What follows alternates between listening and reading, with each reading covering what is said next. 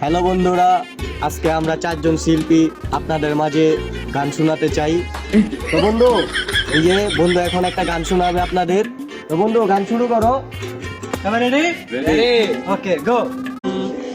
নাই রে নাই রে আমার বাঁচার উপায় নাই, চাই রে চাই রে চাই রে আমার মামা গেল কই, চাই।